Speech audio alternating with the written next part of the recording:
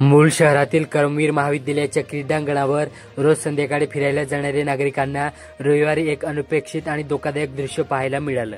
सायंकाळी सुमारे 7 वाजता एका झाडावर 2 बिबट्याचे पिल्ले आढळल्याने परिसरात खळबळ उडाली। बल्लारपूर येथील बल्लारपूर पेपर मिलने पुढाकार घेऊन पीएम सूर्यघर युक्त योजनेअंतर्गत तालुक्यातील कोर्टी तुकोम या आदिवासी बहुल गावात सर्व 35 घरांवर सोलर लावून सामाजिक दायित्व निभावले। या प्रत्येक सोलरची क्षमता 1 किलोवॅट आहे। चंद्रपूर जिल्ह्यातील बालाजी मंदिर बाबूपेठ येथे बचत गटाचे संस्थापक अध्यक्ष चंदाताई वैरागडे यांच्या पुढाकाराने महिला बचत गटाची आढावा बैठक रविवारी पार पडली। चंद्रपूर जिल्ह्यात पुरामुळे अनेक शेतात पाणी शिरले असून शेतकऱ्यांचे मोठे नुकसान झाले। विसापूर परिसरातील शेती शिवार असे पाण्याखाली आली। ब्रह्मपुरी तालुक्यात मक्काच्या गुन्ह्यात मागील 20 महिन्यांपासून पोलिसांना गुंगारा देणारा ब्रह्मपुरी तालुक्यातील रेती तस्कर वैभव डोरे याला शनिवारी तालुक्यातील खरखडा येथून अटक केली। नागपूर क्राईम ब्रँच पोलिसांनी तालुक्यात येत ही कारवाई केल्यामुळे ब्रह्मपुरी तालुक्यातील रेती तस्करांचे ताबे दणाणले आहेत। चंद्रपूर जिल्ह्यात दरवर्षी पावसाळ्यात इरई नदीच्या पुरामुळे चंद्रपूर शहरातील अनेक भाग जलमय होत असून नागरिकांना मोठ्या प्रमाणात त्रास सहन करावा लागतो। या समस्येवर अद्याप ठोस उपाययोजना करण्यात आलेली नाही। नाले सफाई आणि अतिक्रमण हटवण्याची कामे वेळेवर न झाल्याने पुराचे पाणी शहरात शिरते अशी स्थिती अनेक वर्षापासून सुरू आहे। गोंडवाना विदर्भ मुक्ती संघटनेचे संयोजक योगेश समरीत यांनी मुख्यमंत्री यांना पाठवलेल्या पत्राद्वारे या गंभीर समस्येकडे लक्ष वेधले। चंद्रपूर जिल्ह्यात महाराष्ट्र राज्य पुणेअंतर्गत जिल्हास्तरीय आंतरशालेय किक बॉक्सिंग स्पर्धा शनिवारी दिनांक 13 सप्टेंबर रोजी सरदार पटेल कॉलेज चंद्रपूर येथे पार पडली। या स्पर्धेत जिल्ह्यातील विविध शाळेतील विद्यार्थ्यांनी सहभाग घेतला होता। त्या सर्वांना मागे टाकून सेंट पॉल स्कूल व कनिष्ठ महाविद्यालयातील विद्यार्थ्यांनी बाजी मारली।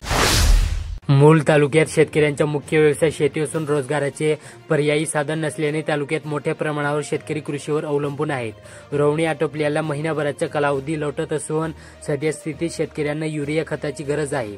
मात्र तालुक्यात कोणत्याही कृषी केंद्रावर युरिया उपलब्ध नसल्याने शेतकरी हैराण झाल्याचे चित्र आहे। 52 वर्षावरील शिक्षकांना सोडून सर्वच शिक्षकांना सेवेत कायम राहण्यासाठी व पदोन्नतीसाठी शिक्षक पात्रता परीक्षा टीईटी देणे व उत्तीर्ण होणे सर्वोच्च न्यायालयाने अनिवार्य केले। मात्र शिक्षक म्हणून अर्धी नोकरी केल्यानंतर आता पुन्हा परीक्षा देऊन उत्तीर्ण होणे शिक्षकांना अडचणीचे ठरणार आहे।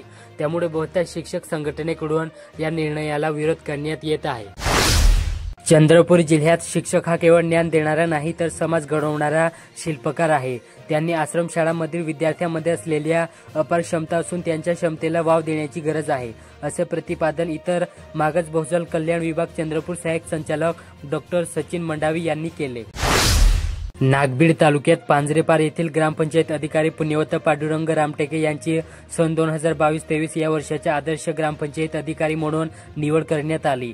शुक्रवारी जिल्हा परिषदेच्या सभागृहात त्यांना या पुरस्काराने सन्मानित करण्यात आले। चंद्रपूर जिल्ह्यात आमदार सुधीर मुनगंटीवार जनसेवा केंद्राच्या माध्यमातून भारतीय जनता युवा मोर्चाचे प्रदेश उपाध्यक्ष अनिल डोंगरे यांच्या पुढाकाराने खेरगाव, विचोंडा, आंबरा, ऊर्जानगर, छोटा नागपूर आदी परिसरातील गावातील जवळपास 300 लाभार्थ्यांचे विविध कागदपत्रे काढून देण्यात आले। मागील काही दिवसात पडलेल्या पावसाने वरोरा शहरातील अनेक रस्ते तुडुंब पाण्याने भरले, तर अनेक प्रभागातील घरात पावसाचे पाणी शिरल्याने त्या कुटुंबियाची धाणाधाण उडत आहे। पावसाळ्यापूर्वी नगर परिषदेचे नियोजन चुकल्याने ही परिस्थिती निर्माण झाल्याचा आरोप नागरिकांनी केला।